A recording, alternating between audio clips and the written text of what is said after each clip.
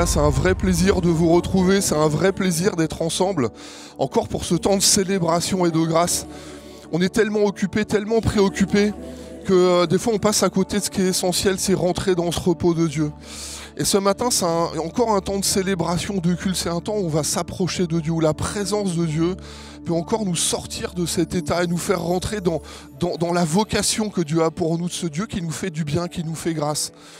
On va célébrer Dieu, on va être ensemble pour louer, on va être ensemble pour vraiment élever notre prière et puis s'approcher du Dieu tout-puissant qui change toutes choses. Je vous souhaite un bon culte. J'espère que vraiment je prie pour que cette parole qu'on va partager ce matin soit une parole qui nous fasse aller de l'avant et nous permette de vivre cette grâce de Dieu extraordinaire. Alors j'ai envie de vous dire que Dieu vous bénisse et je vous souhaite un bon culte avec MLK. Près de ton cœur, les cieux deviennent vrais et la mort mon songe. Je veux entendre la voix des anges, chantons ensemble, Alléluia, Saint, oui très saint, Dieu tout-puissant, le grand je suis, qui est digne, n'est comme toi, Dieu tout-puissant, le grand je suis, le grand je suis, je désire être près.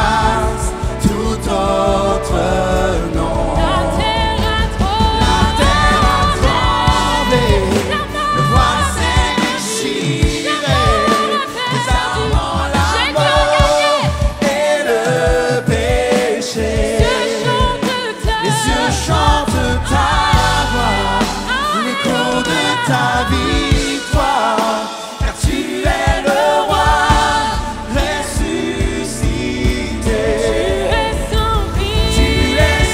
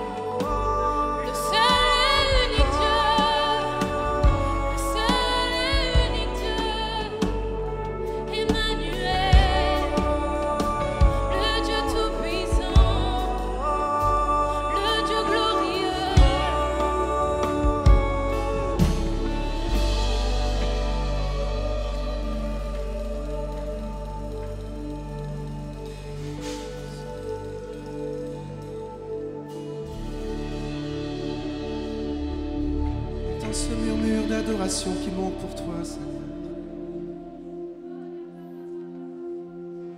Si tu es avec nous, qui sera contre nous? S'il est avec toi, qui sera contre toi?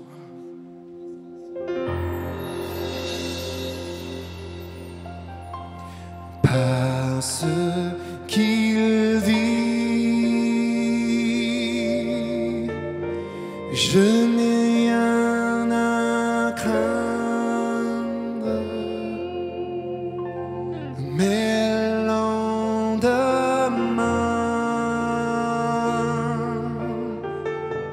sont assurés.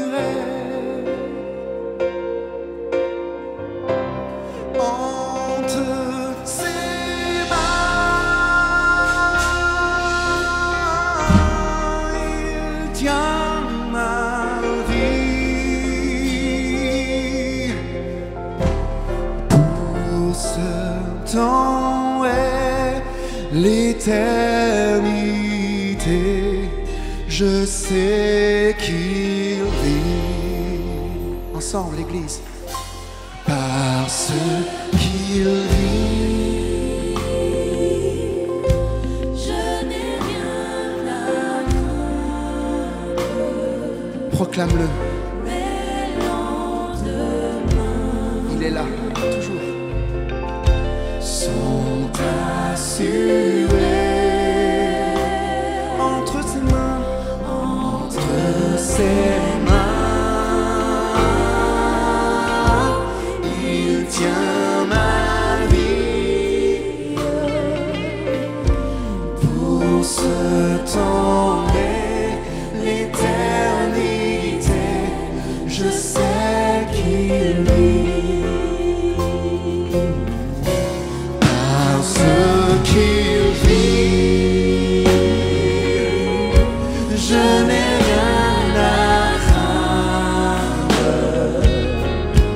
mais lendemain sont assurés entre ses mains. Il tient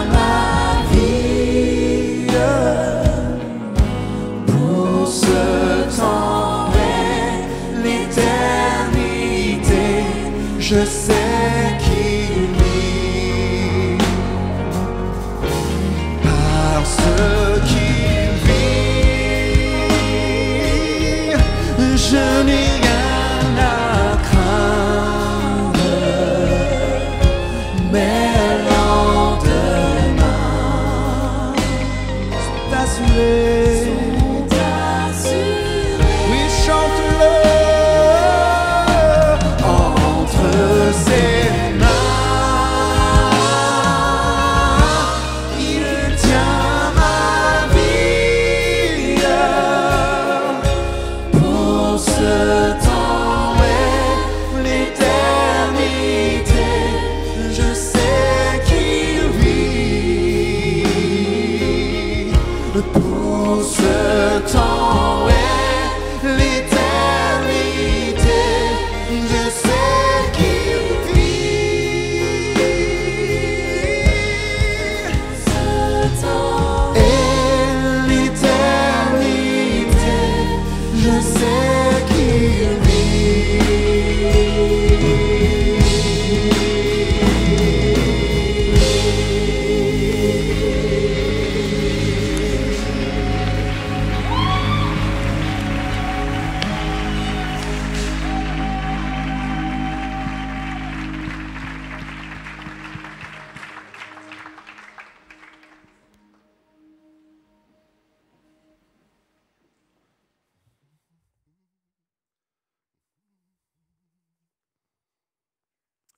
Facebook, Twitter, Snapchat, Instagram.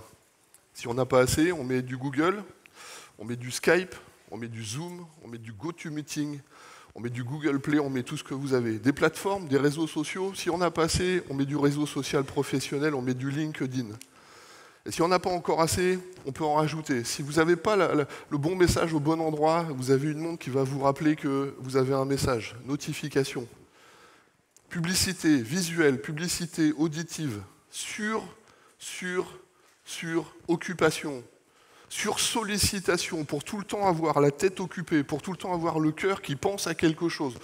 Non seulement une occupation, mais une suroccupation numérique, visuelle, auditive.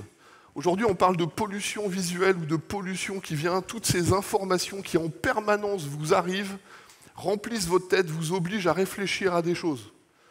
Peut-être que vous ne le savez pas, mais en une seule journée, un homme d'aujourd'hui reçoit plus d'informations en une seule journée qu'un homme du Moyen-Âge en une année entière. Pour vous dire qu'on est en permanence, non seulement occupé, mais suroccupé, en permanence de passer d'une information à une autre information qu'on doit traiter, non seulement dans nos têtes, mais aussi bien souvent dans notre cœur. Et la question peut se poser, est-ce qu'on est trop occupé pour se reposer ? Je ne sais pas comment se passe votre vie, je ne sais pas comment vous faites les choses, mais c'est paradoxal aujourd'hui d'être tellement occupé de ne même plus avoir le temps de rentrer dans un repos et de trouver un apaisement personnel. Et pour répondre à cette question, pour réfléchir à ça ce matin, on va voir deux histoires ensemble. Deux tranches de vie, deux situations très différentes, mais qui pourtant vont se retrouver. La première, c'est Agar. On la trouve dans Genèse au chapitre 21, une situation particulière. On va lire le texte ensemble dans Genèse 21 à partir du verset 14. Voici ce que la Bible dit. Le lendemain de bon matin, Abraham prépara du pain et une outre d'eau qu'il donna à Agar en les plaçant sur son épaule. Il lui donna aussi l'enfant et il la congédia. Elle partit à l'aventure, elle s'égara dans le désert de Beersheba. L'eau qui était dans l'outre s'épuisa, alors elle laissa l'enfant sous un buisson, sous un arbrisseau, elle alla s'asseoir à l'écart à une centaine de mètres plus loin, car elle se disait « Je ne veux pas voir mourir mon enfant ». Alors elle resta assise face à lui, gémissant et pleurant.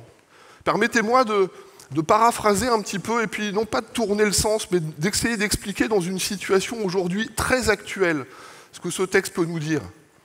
Je crois qu'on a besoin de trouver du repos grâce à Dieu, et grâce à Dieu, on peut trouver du repos. Agar, c'est une femme occupée. Qui est-elle ? C'est une femme qui vient d'être rejetée par sa famille. C'est une maman qui, d'un seul coup, se retrouve mère célibataire, livrée à elle-même, en ayant la responsabilité de pourvoir aux besoins d'un enfant qu'elle a. Le père l'a viré. C'est une situation qui aujourd'hui est tellement classique. 98% des gens qui veulent être heureux aujourd'hui vous diront, et ça c'est pas moi qui le dis, c'est le CNRS avec des chercheurs, le bonheur c'est le couple, c'est fonder une famille, fonder un foyer, et ça marche, oui, mais 50% finissent pas les 4 ans, avec des gens qui après doivent se débrouiller et survivre. Et c'est exactement l'histoire de cette femme Agar, qui à un moment donné, la famille dans laquelle elle était va la rejeter, va l'envoyer pour dire « on veut plus de toi ».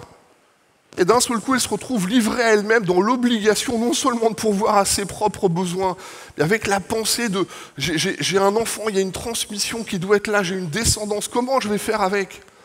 Et le texte nous dit que dans son errance, elle va se perdre dans le désert. Ah, c'est beau le désert. Sauf que c'est tellement dangereux. Non seulement c'est dangereux le jour, mais c'est encore plus dangereux la nuit. Le jour, c'est des dunes, c'est des espaces qui sont immenses dans lesquels il n'y a aucun chemin. Vous ne savez pas où est le nord, où est le sud. Vous êtes complètement perdu dans votre désert. Vous êtes perdu dans votre situation. Et puis non seulement c'est dangereux le jour avec tout cet assèchement où il n'y a aucun repos nulle part, mais en plus de ça, la nuit c'est encore pire avec toutes les bêtes qui sortent du sable, toutes ces petites bestioles qui sont là, qui peuvent vous attaquer et qui vous laissent complètement brisés. Oui, c'est dangereux, c'est immense, il n'y a aucun chemin. Vous cherchez une porte de sortie, mais vous ne savez jamais comment faire. Et dans le désert, il n'y a rien d'autre que vous et le désert. Vous savez combien de personnes dans leurs préoccupations et dans leurs occupations aujourd'hui sont complètement prisonnières de leur logique, de la peur qui peut les saisir, d'une situation qui les a prises et dans laquelle on est complètement tourné. Oui, cette famille s'est détournée d'elle, elle l'a laissée seule. Mais cette femme, elle est occupée non seulement à sa propre subsistance, et quelquefois, chaque jour suffit sa peine et c'est pas toujours simple de tous les jours, trouver suffisamment de ressources pour une journée supplémentaire et une journée supplémentaire. Et cette femme, elle est prisonnière, elle est prise par cette obligation de subsistance, mais en plus de ça, il y a tout ce qui est toutes les choses qui tournent dans sa tête. Comment je vais faire? Je trouve aujourd'hui des gens qui, non seulement comme cette femme Agar, mais combien de personnes sont préoccupées dans leur tête et occupées parce que pour payer les crédits, parce qu'il y a une maison qui est là, parce qu'il y a le montant a augmenté, il faut être deux à travailler, et on a des emplois qui prennent de plus en plus de temps, et on passe notre temps à l'extérieur pour payer une maison dans laquelle on n'est jamais. Comment on peut faire ces choses? La pression est là. Une pression pour s'en sortir, une pression parce que les échéances arrivent. Et je me dis combien de fois on est occupé parce qu'il faut réussir, parce qu'on a une échéance financière, parce qu'il y a des choses à produire. Elle est occupée à chercher son chemin. Il y a une phrase qu'on trouve dans l'Exode qui est absolument terrifiante, prononcée par Pharaon. « Épuisons-les à la tâche ». Comme si quelque part dans la vie d'aujourd'hui, il y a tellement de pression, tellement d'obligations dans les agendas, la logistique, les enfants, le travail et toutes les choses qu'on va rajouter. On est sous cette pression-là. Une autre traduction dit ceci, que la servitude pèse sur ces gens. Je ne sais pas si vous imaginez que Pharaon, c'est cet homme dans l'Ancien Testament qui à un moment donné a dominé un peuple complet. Et les phrases pour parler de ce peuple qui est là, augmentons que la servitude pèse. Vous dites combien de personnes aujourd'hui vivent ça? Avec les obligations. Et on ne s'en rend pas compte, mais petit à petit, vous savez, on accroît, on augmente nos besoins, on se crée des besoins, on a tout un tas de choses qu'il faut rajouter, des petits crédits, un petit abonnement, un petit truc comme ça, puis petit à petit, on entendait il n'y a pas très longtemps les témoignages que 30% du budget peut partir sur des choses où finalement on n'a pas vraiment fait trop attention. Et je me dis aujourd'hui c'est tellement pressé. Non seulement cette femme elle est occupée, mais son cerveau devient préoccupé, son cœur est préoccupé. Tellement préoccupé qu'il n'y a pas un endroit, vous savez, elle vit les difficultés, puis le soir, la nuit quand elle est là, son cerveau se met à tourner. Comment je vais faire? Comment je vais m'en sortir? J'essaie de trouver une échéance, j'essaie de trouver une solution, j'essaie d'avoir du repos. Non seulement tout est centré sur elle, mais en plus de ça, elle ne sait plus regarder les situations ou la trouver. Et quelle que soit ton histoire, ou quelle que soit la situation de vie qui t'amène, je me rends compte à force de discuter avec les uns et les autres qu'à un moment donné, on sent qu'il y a une espèce de pression morale, une espèce de pression psychologique, une espèce de pression qui monte sur nous. Avant le burn-out, avant l'état où tout claque, il y a ce qu'on appelle l'état d'épuisement professionnel. J'étais responsable d'entreprise et entre les obligations de travail, entre les 134 ouvriers, entre les paiements des crédits, entre le paiement du bâtiment, entre les obligations de production et toutes ces choses-là, 50 mails, 80 coups de téléphone, les transports qui arrivent et tout ça, puis on fait face, mais en espèce de charge mentale qui peut nous prendre à un moment donné où on ne trouve jamais de repos. C'est comme s'il n'y a jamais d'apaisement en nous. On est non seulement occupé tout le temps dans les actions et dans les affaires, qu'en plus de ça, notre tête est tellement occupée, on pose une affaire, vous revenez le lendemain matin, vous avez l'impression que votre cerveau est encore en train de travailler depuis la veille.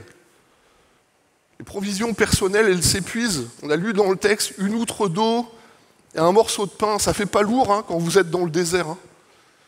Et combien de personnes aujourd'hui vivent dans leur vie personnelle avec juste un tout petit crédit, avec un peu d'eau, puis un peu de pain, juste pour faire une étape de plus, juste pour faire un pas de plus, et ça suffit. Ces provisions personnelles, je me dis, sont en train de s'épuiser. J'essaie d'être dans la tête de cette femme et de réfléchir. Je me pose quelles sont ces questions, rejetée par sa famille et seule. Et je me pose vraiment, j'essaie de me poser, mais est-ce qu'il y a quelqu'un qui me voit? Il y a des histoires comme ça, c'est pas seulement dans la Bible. J'étais juste la semaine dernière en train de faire des courses et je marchais derrière une maman, 18h30, 18h45. Et je comprends dans la conversation, j'écoute la conversation entre elle et son fils. Je l'entends parler avec son fils, ça a été ta journée? Comment ça s'est fait à l'école? Comment ça a été avec Nounou? Parce qu'après l'école, il y a eu la nounou, puis après la nounou, il a fallu aller la chercher. Et je me suis rendu compte en écoutant la conversation que la maman l'a déposé très tôt le matin, vient le chercher tard le soir. Et qu'après la journée de travail, il faut aller faire les courses, elle est avec son sac. et je la suis au magasin juste pour faire les courses, et j'écoute les choses. Et je me rends compte que cette femme a passé toute sa journée loin de son fils, qu'elle est maman isolée, qu'elle est seule, qu'elle doit se débrouiller, que vite, il faut aller faire 2-3 courses pour ce soir. Vous savez, quand vous êtes comme ça, vous pouvez vous demander, est-ce qu'il y a des gens qui comprennent ce que je vis? Est-ce qu'il y a des gens qui voient où j'en suis? Ou moi, toute seule, j'ai vécu ma journée comme ça, et tout seul, je vais me coucher. Personne avec qui discuter, personne avec qui je vais m'occuper de mon fils, je vais m'occuper de cette voix. Je veux qu'il réussisse, je veux lui donner du temps. Et d'un seul coup, vous comprenez comment on peut être dans ce désert et tourner dans un désert. On dit, Seigneur, est-ce qu'il y a quelqu'un qui me voit? Quand on est trop préoccupé, on perd son relationnel, on n'a même plus le temps d'entretenir des relations avec les autres. Je pense à l'apôtre Paul qui disait un jour, j'ai repris courage en voyant les frères. Quand vous avez quelqu'un vis-à-vis, avec un visage, avec un regard, avec un cœur, qui peut vous rejoindre et vous dire « Hey, j'ai compris où t'es, viens à la maison, on va passer un peu de temps ensemble ». Et combien de personnes aujourd'hui n'ont plus ça parce qu'ils sont isolés et dans leurs préoccupations, dans leurs inquiétudes, il n'y a rien qui s'apaise. Le jour j'y pense, la nuit j'ai des nuits blanches à cause de mes idées noires. Ça mouline dans ma tête comme un ordinateur qui travaille, qui n'arrive jamais à la solution. Puis vous pouvez appuyer sur le bouton, vous attendez, il n'y a rien qui sort. Il n'y a pas de résultat parce qu'on est tellement préoccupé qu'il n'y a rien qui sort de nos vies. J'espère qu'on peut réfléchir aux bonnes questions. Le texte ne s'arrête pas là. Genèse 21 poursuit. Dieu entendit la voix du garçon et l'ange de Dieu appela Agar du haut du ciel et lui dit « Qu'as-tu, Agar ?» Vous savez, quand quelqu'un vient vous parler et vous interpeller pour dire, on peut ça par ton nom, Dieu, il parle à Agar en direct. « Qu'est-ce que tu as, Agar ? N'aie pas peur, car Dieu a entendu le garçon là où tu l'as laissé. Lève-toi, relève le garçon, prends-le par la main, car je ferai de lui une grande nation. » Dieu lui ouvrit les yeux. Elle aperçut un puits. Elle alla remplir d'eau son outre et donna à boire au garçon. Dieu la rencontre dans son désert pour lui donner du repos.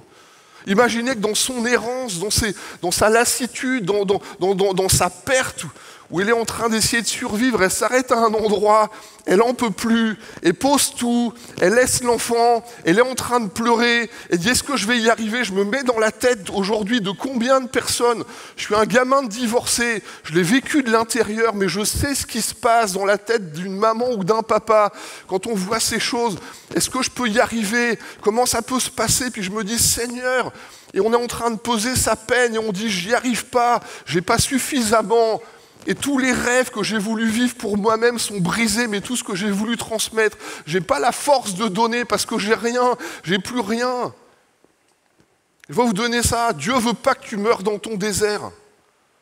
Le désir de Dieu, c'est pas que tu meurs dans ton désert. Le désir de Dieu, c'est pas ça. Le désir de Dieu, c'est que tu trouves du repos et que tu comprennes ce que c'est que le vrai repos. Du repos, il y a plusieurs types. Je voudrais quand même vous les décrire. Quand vous avez une journée qui a vraiment été chargée ou quand vous avez été faire du sport, ce qu'il y a de mieux quand tu es fatigué, c'est d'aller dormir. Ça marche ou pas? Je crois que c'est assez simple. Hein. Vous avez vu que je n'ai pas inventé l'eau chaude. Il y a un moment donné, vous savez, le repos, le sens de repos, c'est arrêter de faire une activité qui nous épuise. Et je pense qu'il y a beaucoup de personnes qui ont besoin de trouver du repos, parce qu'après une occupation, une deuxième, puis après une troisième, puis on n'a jamais fini, puis il y a toujours des choses. Je ne sais pas si c'est plus féminin que masculin. Moi, quand je dis je vais me coucher, je vais direct au lit, moi. Et quand ma femme me dit je vais me coucher, je l'entends taper je l'entends toujours ranger plein de trucs derrière moi. Au bout d'un moment, je lui dis tu viens de coucher ou pas? Je ne sais pas si c'est féminin, ça, je ne sais pas. Bon, bref. Vous savez où vous en êtes. Hein. Mais le nombre de fois, on dit, viens, il y a un moment donné, arrêtez de faire ces choses qui nous épuisent. Mais le repos dont il est question ici, c'est bien plus profond que ça. C'est le repos de Dieu. Le repos de Dieu, c'est quoi? C'est rentrer dans l'héritage que Dieu veut nous donner. Le premier héritage que Dieu veut nous donner, c'est le salut. Amen. Amen. C'est qu'en un seul coup, quand vous rentrez dans le repos de Dieu, puis que vous découvrez que vous avez un sauveur qui s'appelle Jésus-Christ et que, en s'approchant de lui, il y a comme toute une somme de fardeaux intérieurs, de peine, de honte, de mal-être, qui d'un seul coup peuvent être déchirés, tomber de vos épaules. Mais quand on parle du repos de Dieu, c'est non seulement ça qui est déjà énorme, cet héritage que Dieu donne en Jésus. Mais derrière ça, quand on creuse un peu, il y a la totalité de toutes les bénédictions spirituelles que Dieu a dans son royaume et qui veut donner à tous ceux qui s'approchent de lui. Amen ou pas? J'étais dans le métro, j'ai un avantage, c'est que des fois, quand ça manque de place, j'arrive à tasser un peu. Alors la scène est comme ça, je suis dans le métro, puis je sens que ça va être un peu chargé, alors l'air de rien, comme ça, puis hop, on pousse un peu, puis les gens qui sont devant, ils commencent à regarder derrière, puis je fais salut, et je pousse encore un petit peu, et les portes du métro se ferment. Et là, d'un seul coup, clac derrière moi, mais je suis hyper mal à l'aise. Hein. La porte vient de se fermer, je suis dedans, mais je suis comme ça. Le gars qui est à côté de moi, il a le bras en train de s'accrocher. On sent qu'il a eu une journée de travail un peu difficile. Hein. Et là, je profite de tout ce qu'il y a à côté. Je lui dis, bon, bref, j'aurais des conseils à lui donner, mais je n'ai pas vraiment la posture pour.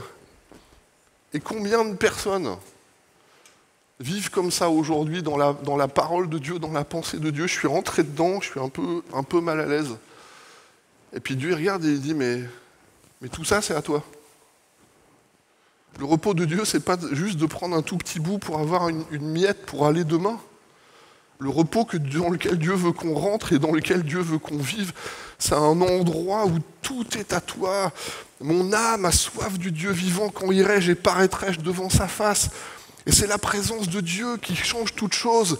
Quand Agar, elle est complètement brisée, l'ange de l'Éternel, il y a un ange qui descend et lui montre un puits.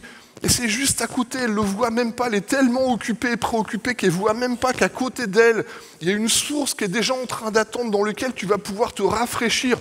Et les choses sont brisées. Et vous savez, le désert, c'est l'endroit où Dieu se laisse trouver, c'est l'endroit où Dieu se rencontre avec toi, c'est l'endroit où il y a quelque chose d'extraordinaire. Et vous savez comment il s'appelle le puits d'Agar? Il s'appelle Beersheba, le puits du serment, le puits de l'alliance. Imaginez que, avant que Abraham, le père des croyants, fasse une alliance dans ce puits, c'est ça la grâce. Dieu a permis à Agar d'aller boire au puits du serment. Et Dieu a une alliance que Dieu veut donner avec nous. Dieu a une alliance éternelle avec toi. Le Dieu tout-puissant, le Dieu qui pourvoit, El Shaddai, le Dieu qui est capable d'intervenir dans toutes les situations, le Dieu suffisant pour agir dans tous les défis de ta vie. Il a une alliance avec toi à Beersheba. Une femme qui est complètement brisée, une femme qui est perdue dans son désert.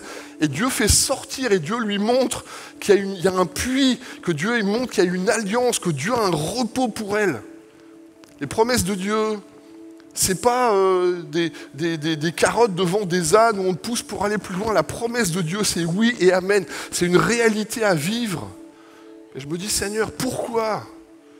Est-ce que alors qu'on sait où est le puits, on ne va pas boire? Pourquoi est-ce que quand on voit ces choses qui sont là, on ne va pas au bout avec le Seigneur? Pourquoi ça ne marche pas? Je vous donne des versets.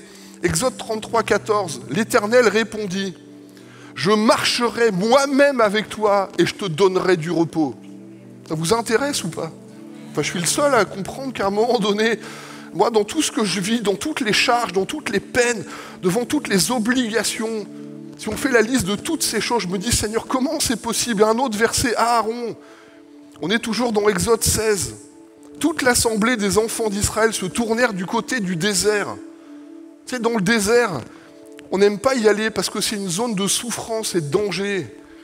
La gloire de l'Éternel parut dans la nuée. Dieu te secourt. Dieu te rencontre. Dieu te cherche. Dieu est le Dieu qui, à un moment donné, a des choses à te donner. Il y a une urgence à rentrer dans le repos de Dieu, à découvrir qu'il est ce Dieu éternel qui est capable d'apaiser ton cœur, pas seulement de te donner un repos physique. Le nombre de fois où dans la prière, je me suis couché en ayant cette charge, et de dire, Seigneur, je t'en supplie, c'est vraiment souvent une de mes prières, Seigneur, enlève la fatigue de nos cœurs et de nos âmes.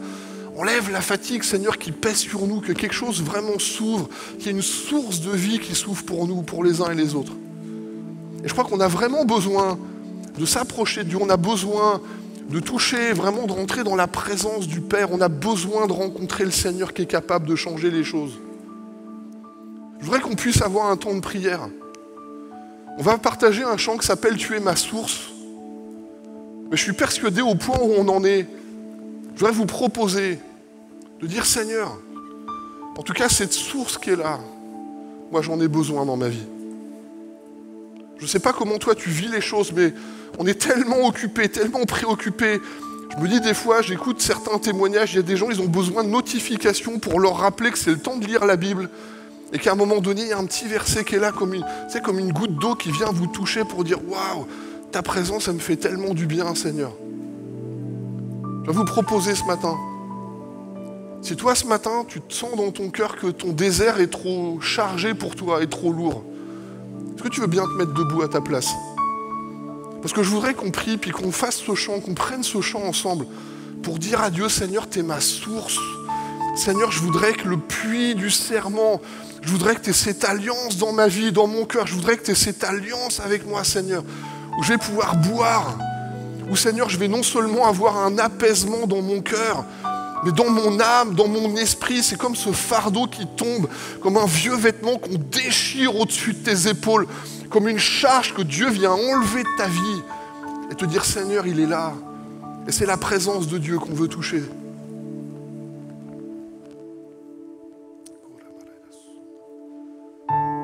Alléluia, Seigneur.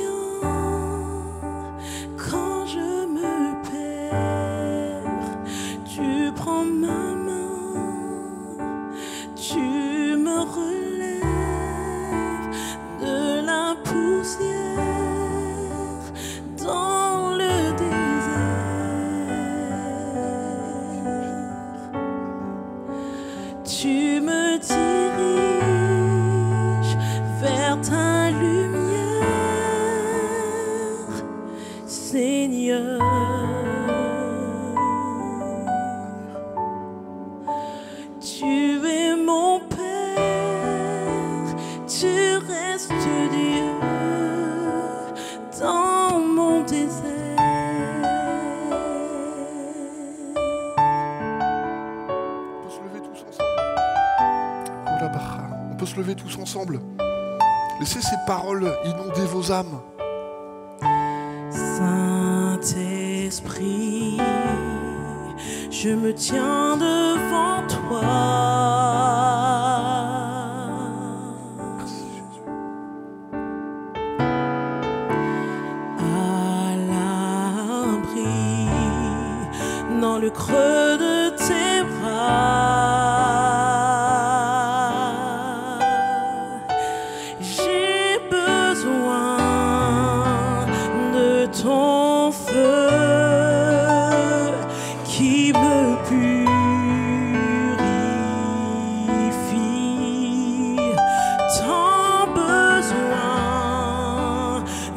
Ta vie, oh, oh, alors je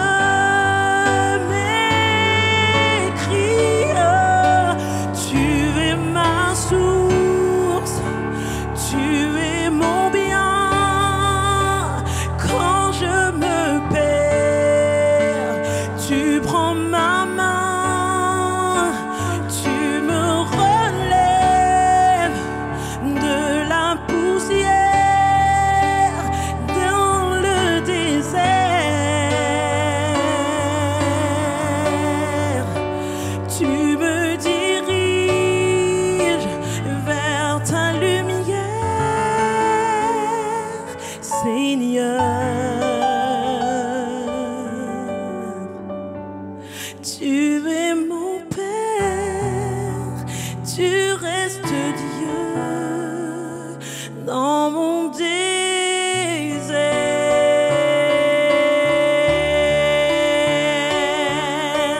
Rien ne me séparera de ton amour.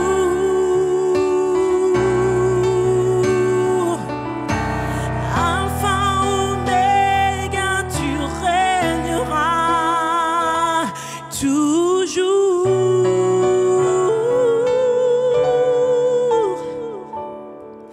Rien ne me séparera de ton amour.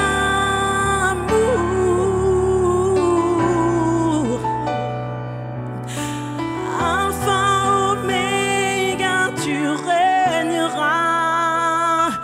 régneras toujours, toujours.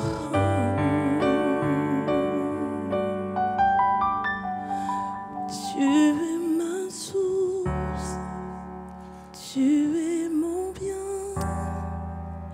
Quand je me perds, tu prends ma main, tu me relèves de la poussière dans le désert.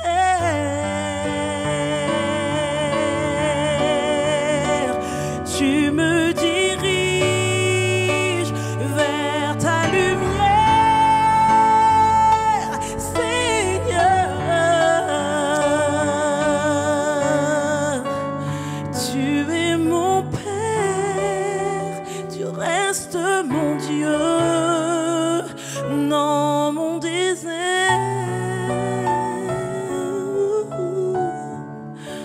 Tu es mon Père, tu restes Dieu dans mon désert. Alléluia.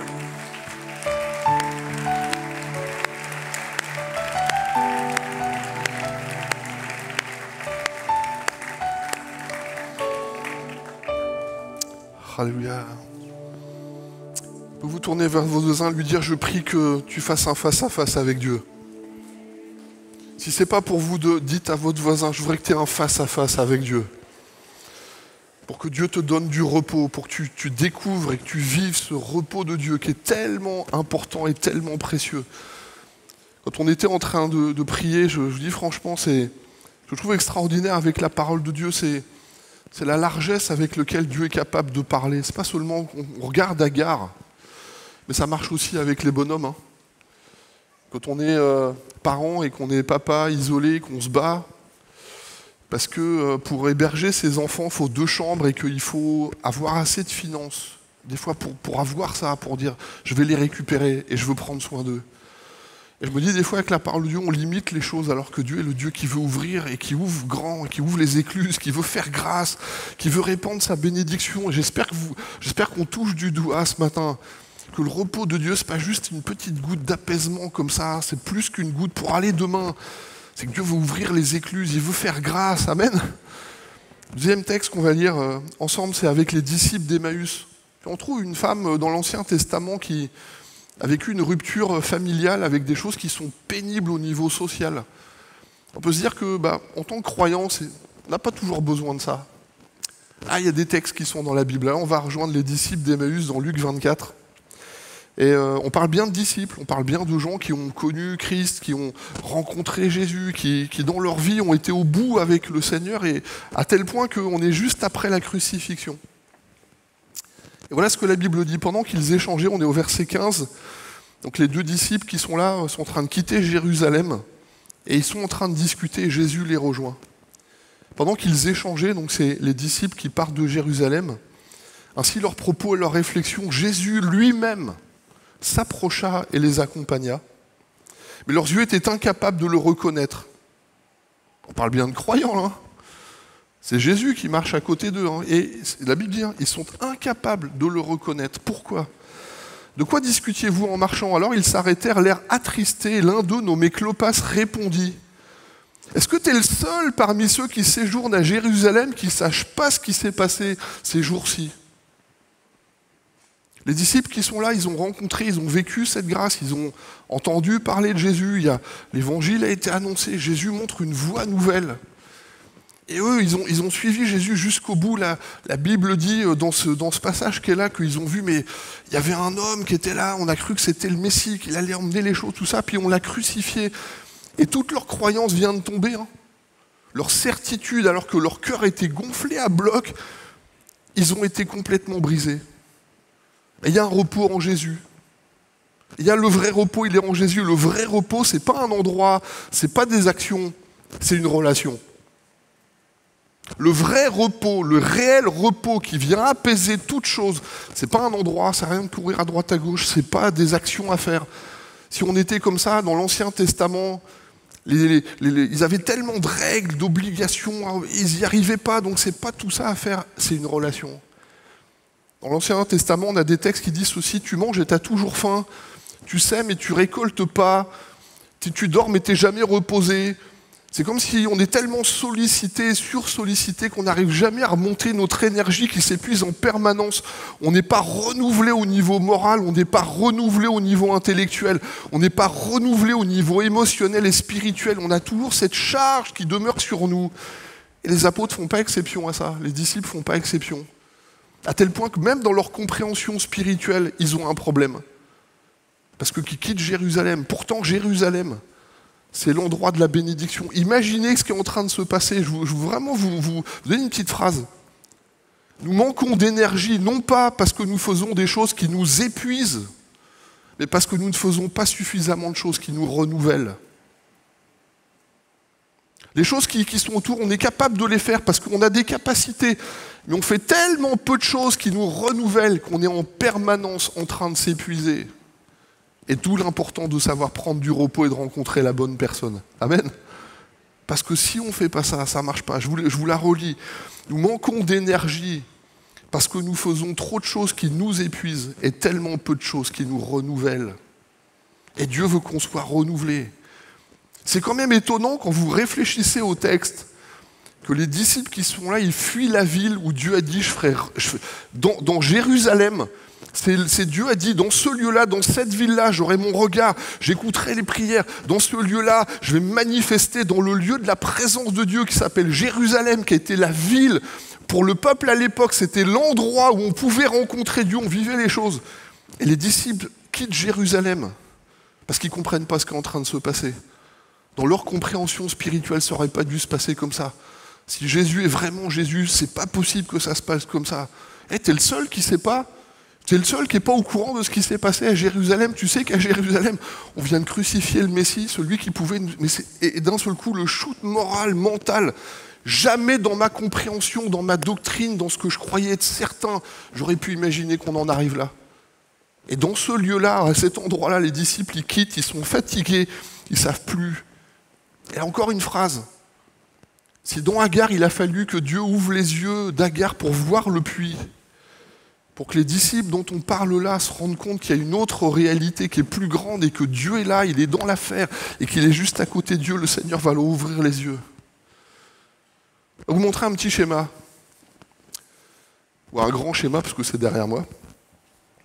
Il y a plusieurs zones dans notre vie, zones de confort, on est tranquille, on est à la maison, on sait où on est, on gère tout, c'est vraiment chez nous, alors tout est à sa place et on n'aime pas beaucoup sortir dans sa zone de confort. Si je vous dis qu'on va rentrer dans la zone de peur et qu'on va aller dans des endroits où on va être secoué, malmené, tout ça, il n'y a souvent pas beaucoup de volontaires. Mais la vie nous pousse des fois dans ces zones d'inconfort, dans cette zone où même nos propres compréhensions sont renouvelées ou bougées, où on est affronté dans ce qu'on pense réellement. Mais cette zone de peur dans laquelle nous-mêmes on n'a pas beaucoup envie d'aller, elle est tellement importante parce que si vous ne passez pas par la zone de peur, vous n'êtes jamais dans la zone de formation et jamais dans la zone de croissance. Nous, notre désert à nous, il nous embête parce que quand on est rentré dans le désert d'Agar, quand d'un seul coup les vies nous poussent, souvent on tourne en rond dans nos problèmes, dans nos difficultés, et on ne sait pas comment s'en sortir. Seulement c'est dans la zone de peur que Dieu nous rencontre. C'est dans cette zone-là où Dieu dit, moi je serai avec toi, je t'abandonnerai pas. S'il y a des choses qui sont là, je serai ta haute retraite, je serai ton bouclier, je serai ta protection, je serai tous les jours avec toi, je serai là pour t'aider, je te conseillerai. Il y a des centaines de promesses que Dieu fait. Et Dieu nous rend compte dans cette zone de peur, il ne veut pas qu'on y reste. Mais soit on y reste et on tourne en rond, soit on rentre, on découvre la présence de Dieu, on permet d'être renouvelé, on rentre dans le repos de Dieu qui nous montre que les choses, elles sont différentes. Le vrai repos, c'est voir Jésus vivant. Et nous, on parle de Dieu, on a tout un tas de versets qu'on cite par cœur. Au bout d'un moment, on les connaît, alors on les cite. Mais la réalité, c'est qu'on ne les vit pas. Et Dieu dit, je ne veux pas seulement que tu les cites, je veux que tu les vives. Parce que la foi, ce n'est pas juste une somme de règles, c'est une qualité de vie. Oh, alléluia, je ne sais pas comment on vivait. C'est chouette la foi, non?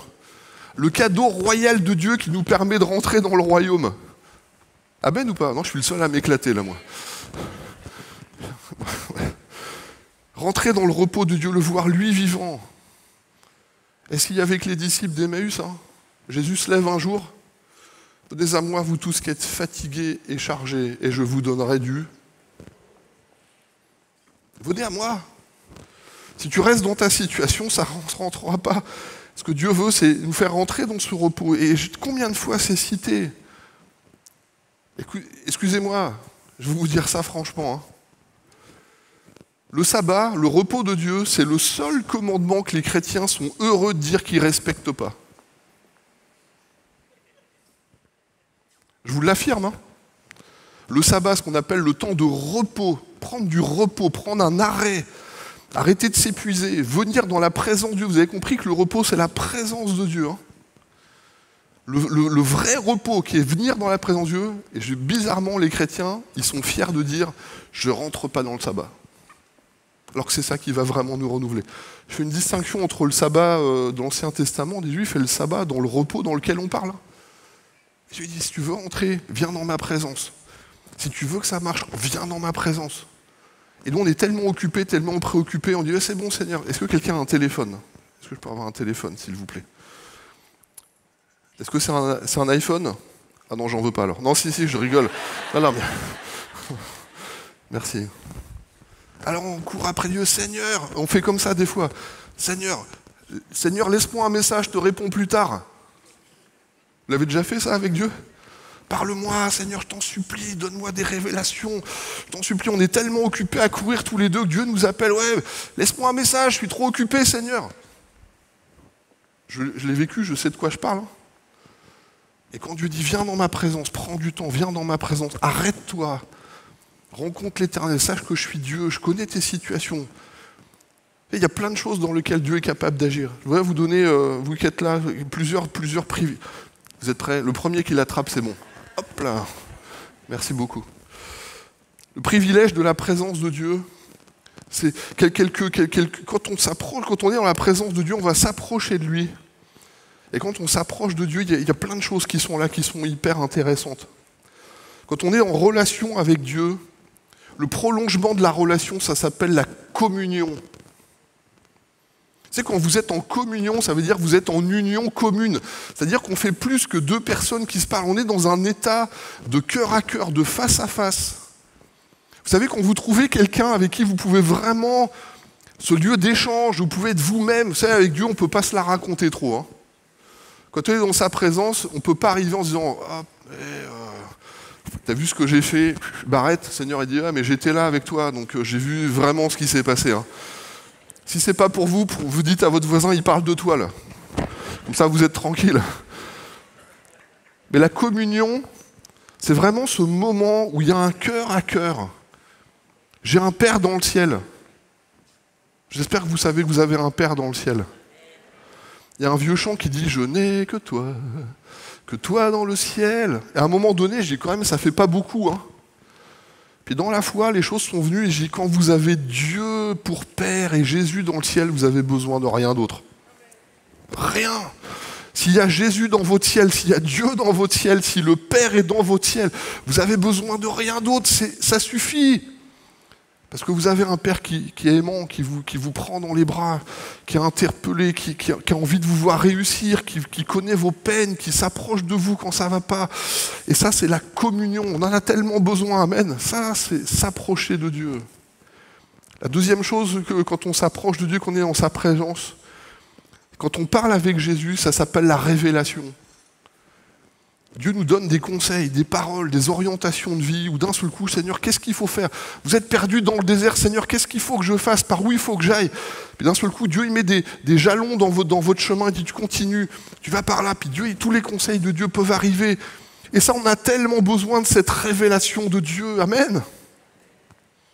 Mais si c'était que ça, tout ce qu'on porte dans nos cœurs, nos préoccupations, nos rêves, quand on vient devant Dieu et puis qu'on est là et qu'on partage son cœur avec Dieu, ça s'appelle l'intercession. Tout ce qu'on porte en réalité dans le cœur, tous ces fardeaux qui sont là pour des gens qu'on aime, qui sont à côté de nous, nos regards sont brisés des fois par des situations.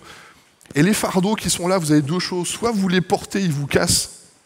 Soit vous venez devant Dieu et puis vous videz votre cœur puis dire Seigneur, c'est ça, Seigneur, je parle de ça. Aujourd'hui, sur mon cœur, il y a cet aspect-là. Et d'un seul coup, nos vies deviennent intercession pour bénir ceux qui nous entourent. Ça vous intéresse ou pas? La présence de Dieu, c'est le repos, c'est le divin, c'est de l'héritage. C'est les bénédictions que Dieu est en train de donner. Mais dans le repos de Dieu et dans sa présence, il y a de la communion, il y a de la révélation. Et il y a l'intercession qui donne de la qualité et de la valeur. Puis on dit, Seigneur, c'est tellement bon. Comment on trouve ce repos? Parce qu'on en parle, c'est bien. Soit on est touché par Dieu, soit on s'approche de lui dans des sujets de vie, des fois. C'est Dieu qui vient nous chercher. Je pense à la brebis perdue. Le berger ne fait pas de reproche à la brebis. Pourquoi tu as été là? Qu'est-ce qui s'est passé? Comment tu es blessé? Le berger, la Bible dit, le berger, il prend la brebis sur les épaules, il rentre à la maison, puis on fait la fête. Il y a des gens qui auraient besoin de venir à la maison, de rentrer dans la présence de Dieu, puis de faire la fête. Amen. On peut faire la fête dans la maison de Dieu. Pas n'importe comment, sautez pas sur les chaises quand même, mais... Oui, on peut venir dans sa présence et vivre les choses. Puis des fois, c'est à nous d'aller vers lui. Et Dieu nous ouvre les yeux pour nous montrer des choses qui sont là, une prise de conscience. Dieu veut ouvrir notre esprit, une prise de conscience, qu'on est capable d'être renouvelé, que Dieu est capable de donner du repos non seulement à nos cœurs, à nos vies, dans votre couple, dans les familles. Dieu est capable de ramener du repos dans des vies qui sont tellement extraordinaires. Il faut le laisser toucher nos cœurs et nos vies. Il faut vraiment s'approcher de lui. Prendre quelques versets. Vous me chercherez, vous me trouverez. Condition, si vous me cherchez de tout votre cœur. Il y a des gens, on est tellement occupés, tellement préoccupés qu'on fait deux versets. Alors je vais citer un de mes ados que j'aime beaucoup, je le salue ce matin. On était dans une colo, il se reconnaîtra, puis il vient me voir et dit « Pat, il y a 3 semaines, j'ai prié 20 minutes. » Alors je l'ai regardé, je lui ai dit « C'est pas mal. » Et il me dit « J'ai fait des efforts quand même. Imagine un peu que 3 semaines, 20 minutes. » Je lui ai dit, tu sais, pour avoir une vraie relation avec Jésus, il va falloir que tu fasses un peu plus que ça ou un peu différemment.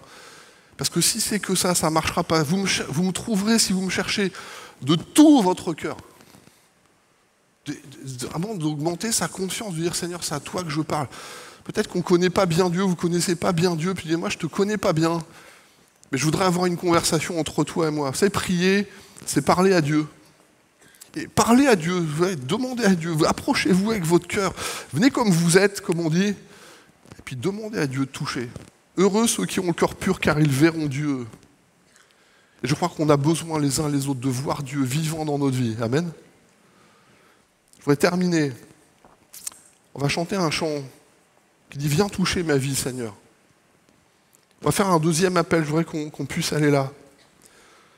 Si Dieu a donné à Agar un puits pour un temps, Dieu a donné Jésus et Jésus te donne des fleuves de vie pour toujours. Amen ou pas? Je crois qu'il y a beaucoup de personnes, et malheureusement beaucoup de personnes qui viennent au puits du serment pour avoir un peu de plus, pour faire un pas supplémentaire, comme si on vient devant Dieu puis on dit « Seigneur, donne-moi suffisamment pour finir ma semaine. Seigneur, à chaque jour suffit sa peine. Toute ma tête me le dit, mais Seigneur, donne-moi ma dose pour une semaine de plus. » C'est comme si on est avec Agar, on dit « Donne-moi juste », puis Dieu donne un puits pour un temps. Mais Jésus, il a une alliance éternelle avec ceux qui s'approchent de lui. Amen. Une alliance éternelle. Et rentrer dans le repos de Dieu, c'est pas juste pour vous aujourd'hui dire Seigneur, donne-moi un petit peu, donne-moi une petite miette, donne-moi juste quelque chose qui fait que je vais être rafraîchi pour un temps. Regardez un peu l'ambiance qui est là. Ça coule, ça se renouvelle, il y a quelque chose d'apaisant, puis on rentre dans ce repos, puis on dit tout est là. On a envie de passer du temps à regarder autour de soi, puis de voir combien Dieu est bon. De regarder la beauté de Dieu qui est autour de nous, de regarder toutes ces choses qui ont dit waouh, Seigneur, c'est toi qui as fait tout ça. Et on rentre dans le repos de Dieu. Et dans ce repos, dans sa présence, non seulement Dieu nourrit nos âmes et nous fait du bien, parce qu'il fait du bien à nos corps, mais il fait du bien à nos cœurs, à nos âmes. Et en parlant avec nous, il dit, tu sais, je serai avec toi, je te donnerai du repos. Moi, je serai avec toi, je te donnerai du repos. Agar, Dieu vous nomme, Dieu vous connaît par votre nom, les uns et les autres. Dieu te connaît, même derrière ton écran. Dieu te connaît parfaitement par ton nom. Il sait où t'en es, il sait comment les choses se passent. Et Dieu veut qu'on puisse toucher son cœur. Parce que ce que Dieu veut avec nous, c'est plus que simplement 2-3 petits chants comme ça. Ce que Dieu veut, c'est une communion. Amen. Dieu veut nous donner des révélations. Et Dieu veut vraiment nous introduire dans un moment de grâce et d'intercession. Parce qu'il a un plan pour nos vies, parce qu'on est bien avec le Seigneur. Amen. On va chanter ce chant, viens toucher ma vie. Je voudrais faire avec vous un appel. Vraiment un appel. Soit vous pouvez peut-être vous mettre à genoux à votre place puis dire Seigneur, moi ce repos qui est là, je veux rentrer encore plus profondément dans cette intimité avec toi Seigneur. Ou peut-être que comme un geste symbolique, vous levez à votre place ou venir devant puis dire Seigneur, moi cette source qui est là, cette source de renouvellement, cette source d'eau vive, ce cœur renouvelé, ma vie spirituelle qui vraiment va déborder, je veux quelque chose Seigneur de plus que simplement un petit peu. Et je comprends qu'il faut Seigneur que je fasse un pas vers toi. Alors dans la foi je m'avance. Si vous ne voulez pas vous avancer, vous pouvez vous mettre à genoux tranquille à votre place. Mais on va chanter ce chant, viens toucher ma vie, que Dieu soit notre source.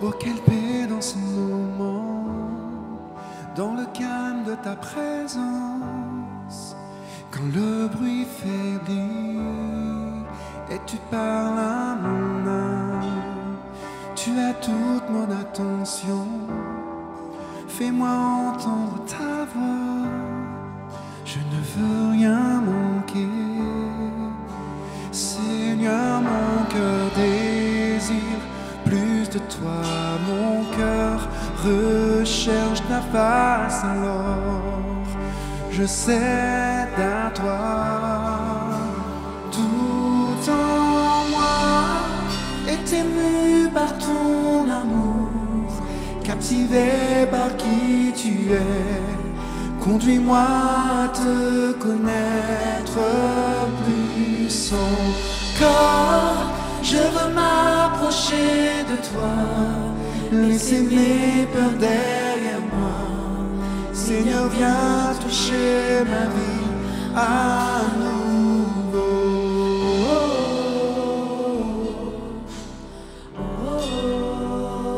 Viens toucher ma vie.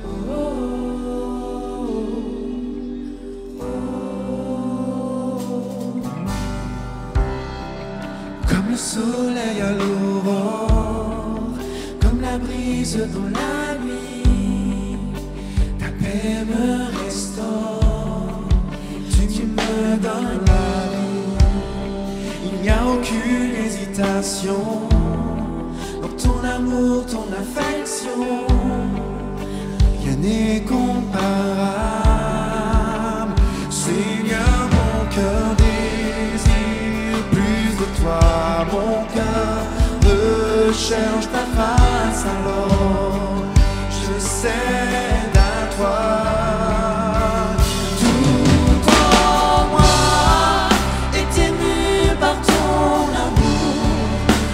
captivé par qui tu es. Conduis-moi à te connaître plus encore. Je veux m'approcher de toi, laisser mes peurs derrière moi. Seigneur, viens toucher ma vie à nouveau.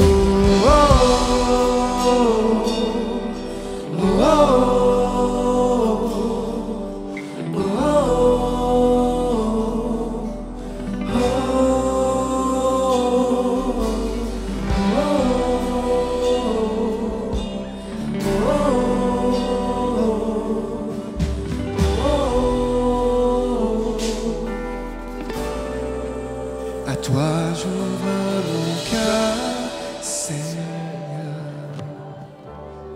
Amen. À toi j'ouvre mon cœur à jamais. Donc fais ce que toi seul sais faire.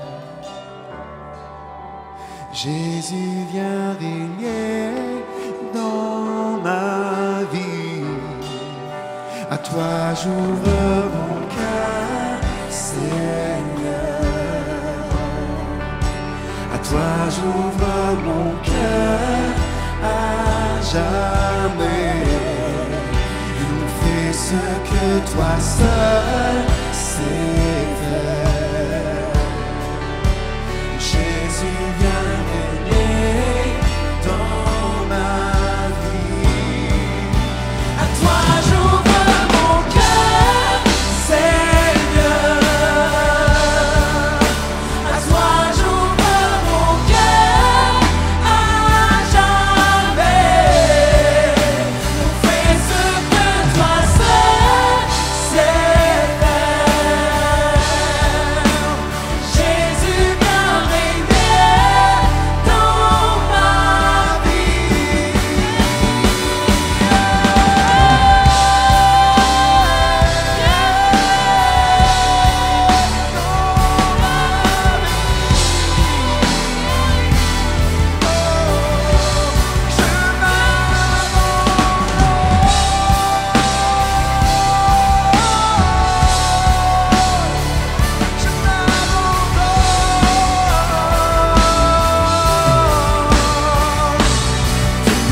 Tout en moi est ému par ton amour, captivé par qui tu es. Conduis-moi à te connaître plus encore. Je veux m'approcher de toi, laisser mes peurs derrière moi. Seigneur, viens toucher ma vie à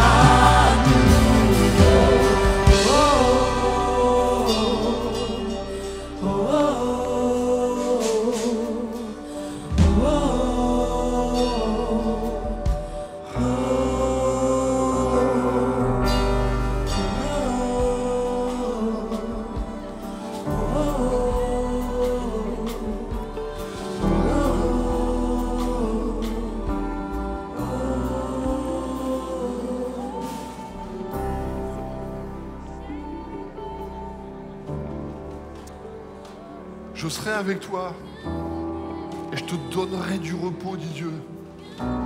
La volonté de Dieu, c'est pas qu'on tourne dans notre désert, on porte notre peine sans jamais s'en sortir. Le Seigneur, il veut révéler sa présence, te permettre de sortir de ces angoisses, de cette peine, peut-être dans cet état d'être dans lequel tu te trouves. Que tu sois dans une situation comme Agar, que tu sois comme la situation des disciples, Dieu veut se rencontrer avec toi. Vous êtes beaucoup à avoir réagi, soit en vous mettant à genoux, soit en vous levant, soit en venant devant. Croyez que dans votre acte de foi, que vous avez mis votre foi en action. Croyez vraiment que par cet acte-là, vous approchez du Dieu qui est capable de vous donner du repos. Et que le repos de Dieu, cet héritage que Dieu veut révéler, veut donner, cet apaisement intérieur de cœur, d'âme et d'esprit, ce renouvellement que Dieu veut donner, Dieu peut le faire. que Dieu veut le faire, que Dieu est à l'œuvre dès maintenant pour que ce temps de repos, pour que tu rentres dans le repos de Dieu, pour qu'on rentre dans cet état d'arrêter d'être juste, toujours à la limite. Et Dieu dit, tout ça c'est à toi. La grâce de Dieu, les bénédictions, les renouvellements, la communion, la révélation, l'intercession, toutes ces choses, cette discussion. Tu as un Père dans le ciel, tu n'es pas tout seul, tu as un Père dans le ciel, Dieu te voit. Non seulement dans la salle ici, mais derrière l'écran, Dieu te voit. Tu as un Père dans le ciel. Et il y a Jésus qui est là pour toi. Alléluia.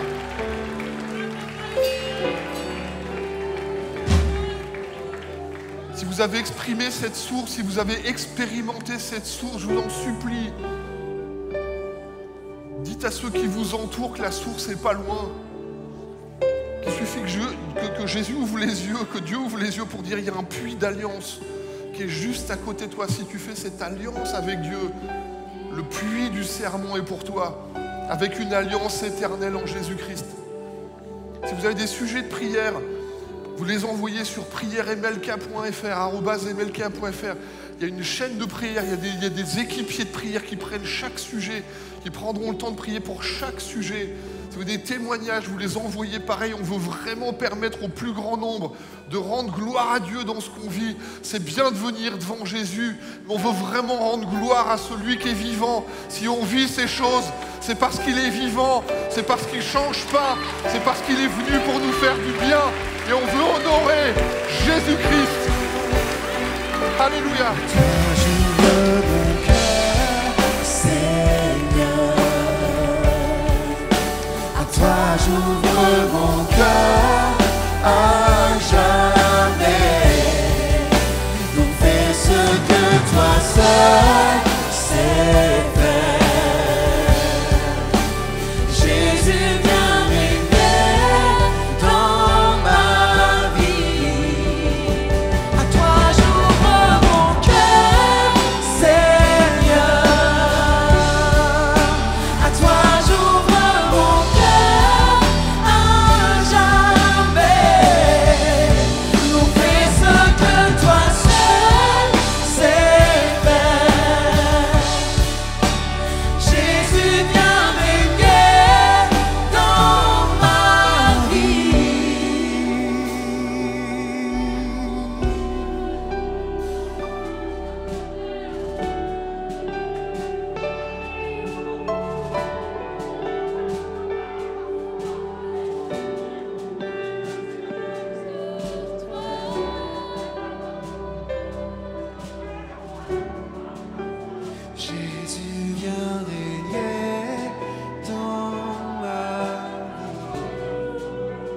Jésus vient régner dans ma vie. Jésus vient régner dans ma vie. Jésus vient régner dans ma vie. Jésus vient régner dans ma vie. Jésus vient régner dans ma vie. Jésus vient régner dans ma vie. Chante. Jésus vient régner dans ma vie. Dernière fois, Jésus vient. Jésus vient régner dans ma vie. Jésus vient régner dans ma vie. Dans ma vie. Jésus vient régner dans Amen. ma vie. Jésus vient régner dans ma vie. Merci Seigneur. On croit que le Seigneur est celui qui nous fait du bien. Amen. Celui qui renouvelle non seulement notre corps, mais notre âme, notre esprit. Il est celui qui vient nous donner du repos. Amen. Il faut vraiment pas que toucher la bénédiction, il faut repartir avec la bénédiction. Amen. Alors gardez ça dans vos cœurs. Je voudrais vraiment vous dire à vous tous qui vivez ces choses. Le repos de Dieu, c'est juste des fois un seul acte. Vous qui êtes venus, qui vous êtes mobilisés, qui vous êtes mis debout, peut-être levé les mains, mis à genoux, venez devant. Vous avez par la foi manifesté. Vous avez manifesté votre foi en disant Seigneur, je veux rentrer dans ce repos et je compte sur toi, je me réclame de toi, Seigneur. Amen. Et croyez que ces choses, Dieu le fait. Il y a un Père dans le ciel qui nous entend, qui voit quand on crie à lui. Je crois que le Seigneur a vécu et était avec nous ce matin. Amen. On va reprendre place. Un grand merci. Merci à l'équipe de louanges. Merci à l'équipe qui est derrière. Toutes ces choses qui sont là, ça fonctionne. C'est parce qu'il y a une équipe technique, il y a tout le service qui est ici. On n'a pas encore tout à fait terminé notre moment. Je le disais tout à l'heure, prière, églisemlk.fr, faites connaître vos sujets. Soyez pas seuls comme Agar qui pensait qu'elle était seule. Faites connaître vos besoins. L'église MLK prie, c'est pas la seule qui prie, il y a d'autres églises qui prient, mais on prie les uns pour les autres. Il y a une chaîne qui est là. Église MLK, faites connaître vos témoignages aussi. Je crois que c'est très important de marquer les choses, on croit du cœur, on vit ça. Voilà mon témoignage, voilà ce que Dieu a fait dans ma vie. Et on marque les choses, ça met des pierres pour nous, ça fait vraiment, ça développe cette relation avec Dieu. Je crois que c'est excellent. On a prié tout à l'heure, il y aura Pasteur Nicolas qui sera sur l'avant, vous connaissez, pour ceux qui veulent vraiment avoir un temps, vider des fardeaux, faites connaître des besoins. Il y a toute l'équipe de prière qui sera là avec le Pasteur Nicolas qui sera sur le devant. En tout cas, merci beaucoup. Vraiment, j'en supplie, restez pas... Je pense que cette femme, elle a cru qu'elle était toute seule, elle n'était pas seule. Amen. Il y a un des grands pièges quand on croit qu'on est tout seul, que personne ne nous voit. Et vraiment, moi, ma prière, c'est non seulement je voulais prier ce matin qu'on soit ensemble pour trouver ce repos de Dieu, mais pour l'église MLK, pour nous, je voudrais vraiment aller au-delà de ça. Vous connaissez la source. Que Dieu ouvre votre regard pour que vous deveniez, pour qu'on devienne tous les uns et les autres de ceux qui pouvons montrer la source à quelqu'un. Est-ce qu'il y a des gens avec moi ce matin qui veulent dire Seigneur, fais de moi cet ange qui va montrer la source à quelqu'un? Attention, si vous levez la main, c'est un engagement. Seigneur, sers-toi de moi pour faire du bien à une âme. Vous voulez bien lever la main bien haut pour qu'on voit les choses? Et je vous en supplie, bien-aimés, quand vous avez découvert cette source et ce repos divin, je suis sûr que depuis tout à l'heure, vous avez non seulement pensé peut-être à votre propre vie, mais je suis persuadé que vous avez pensé à la vie de quelqu'un qui est autour de vous et là. Seigneur, je voudrais tellement que tu la touches et que tu le touches. Amen. Alors vous pensez à lui, vous priez pour elle, vous êtes auprès d'elle, vous allez là. Tout ce qu'on vit aujourd'hui, je vous avoue, à l'église MLK, c'est le secours de tous, c'est la participation de tous dans la prière, dans l'organisation, dans toutes ces choses. Je veux donner.fr, connaissez le site. Si vous pouvez, si vous avez ce cœur, vraiment, rejoignez-nous. Tout ce qu'on va pouvoir faire, c'est vraiment pour l'œuvre de Dieu, c'est pour le royaume. Vous pouvez devenir partenaire. Si vous êtes dans la salle, vous avez toujours les points finances qui sont toujours à leur place, juste à la sortie de la salle. Merci beaucoup. Toutes ces choses sont possibles et tout ce qu'on peut faire pour Dieu, c'est tous ensemble qu'on le fait. Amen. Est-ce qu'on pourrait donner une main d'acclamation à celui sans qui rien n'est possible ?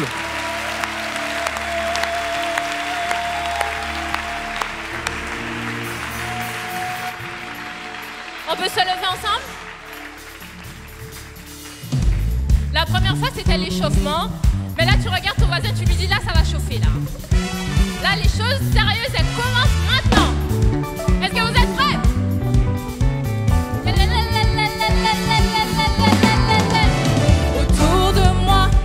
Autour de moi, tout ce que je vois, c'est ton amour pour moi. Autour de moi, tout ce que je vois, c'est ton amour pour moi. Autour de moi, tout autour de, tout autour de, tout ce que je vois, c'est ton amour pour moi.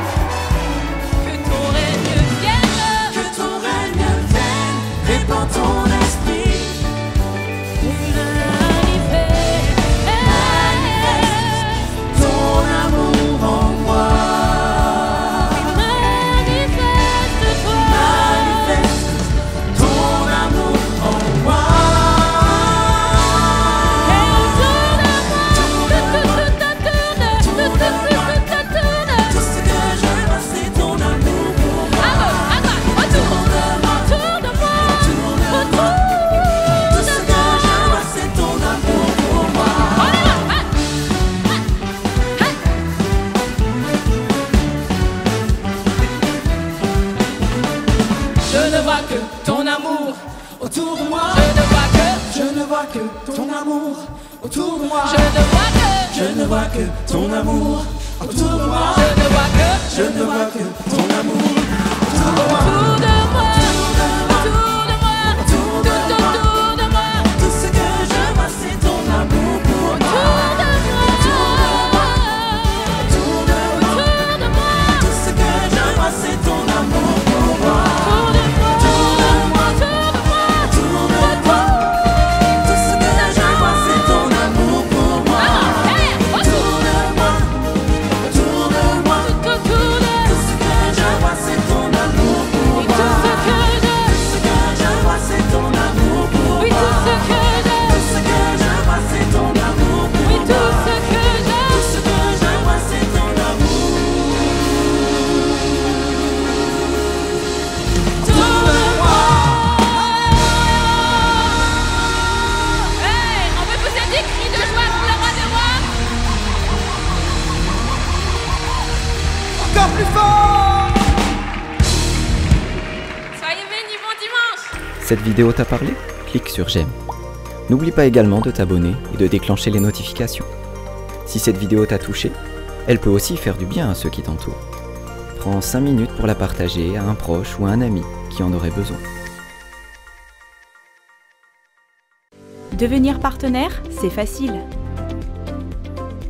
Tout d'abord, allez sur le site jeveuxêtre-partenaire.fr. Saisissez le montant que vous souhaitez donner. Ensuite, inscrivez vos coordonnées.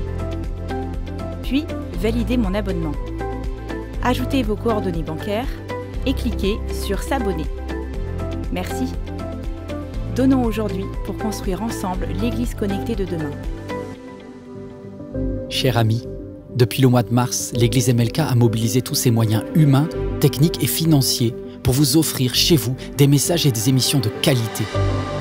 Car chaque jour, nos équipiers, qu'ils soient bénévoles ou salariés, donnent le meilleur d'eux-mêmes pour refléter l'amour de Jésus. La mission que Dieu a confiée à l'Église MLK consiste à communiquer son amour à vos enfants, à vos ados, à vos amis, à vos proches, à tous ceux qui décrochent de nos églises plus traditionnelles. C'est vraiment cet amour qui nous a attirés. C'est surtout pendant le premier confinement au mois de mars que nous avons découvert les émissions pour enfants. Vraiment, ça nous a bénis. On a passé des bons moments en famille à regarder. Donc moi et mes deux filles, on a regardé tous les mercredis pratiquement les émissions Email Kids. Et c'était vraiment une bénédiction pour moi ainsi que pour ma famille. Autrement qu'avec le parler, on peut toucher aussi avec le visuel. C'est juste génial ce qu'Emilka arrive à faire en adaptant son message. Dieu est dans cette maison tout le temps, certes, mais le dimanche matin, il est là plus. Nous ne pouvons pas réussir cette mission de reconnexion sans vous. Aidez-nous à les atteindre. Aujourd'hui, nous recherchons 3000 partenaires. 3000 partenaires qui choisissent de rejoindre financièrement ce travail en soutenant MLK à hauteur de 10 € ou plus chaque mois. Mon seul objectif est de donner une nouvelle chance à chaque personne qui risque de s'éloigner, qu'elle soit auprès ou au loin. Une chance de reconnecter personnellement avec Dieu. Aidez-nous.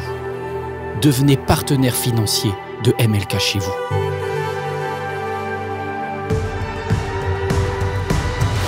La production MLK a besoin de fonds. Voilà, je me dis pourquoi pas semer, parce qu'on a été bénis. Devenir partenaire pour moi, c'est faire ma part pour que ça bénisse d'autres personnes qui, à un moment donné, auraient peut-être aussi besoin de ce message, de ces messages, à tout moment. Ça me paraît naturel d'aider cette église à continuer à diffuser le message et à étendre le royaume de Dieu.